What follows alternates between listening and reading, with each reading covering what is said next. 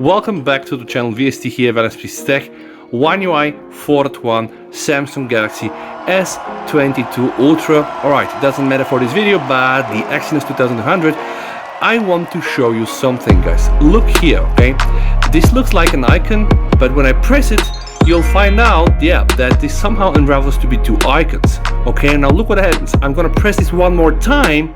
Boom! And now look, this is going to get even more interesting. I'm gonna press this one more time, and what you can see here really is almost like having a desktop experience, like a Windows desktop or like a Mac OS experience on a mobile phone. Yeah, you can just see this is no light here.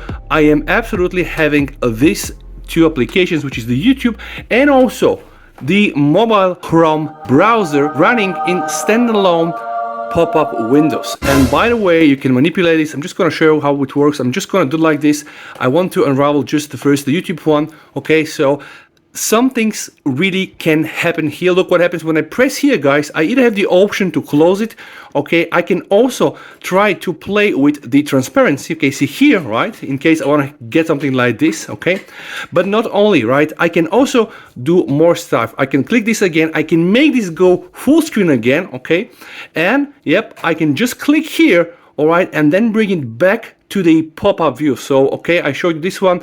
This is going to minimize this. Okay, it will just look like this. And of course there is still another action. You can choose also this to get the menu like this, and if the application supports multi-window, you can also click here and this option will be available. Now notice, guys, something. Okay, I'm right now inside YouTube, so what I'm gonna do, I'm gonna go back to my channel. I am going to try to play a video. Okay, so I'm just gonna play a video there. All right, notice, by the way, something.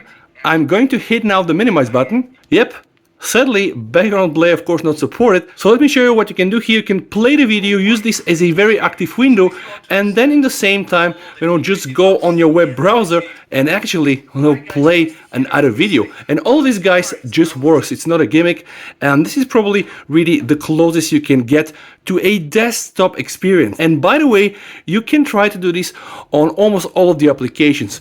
Open the Galaxy Store, right? You can just open it up in a pop-up view. All right, let's try to open also the Play Store. Let's open the Play Store. Let's also just hold the icon here from the recents menu, right? And you can open it in a pop-up view. This looks pretty amazing. Right now, guys, I just have an icon here, but when I click it, boom, I'm gonna get here the Play Store and also the Galaxy Store. Let's now try to open a new one. I want to see if I can go and open three ones.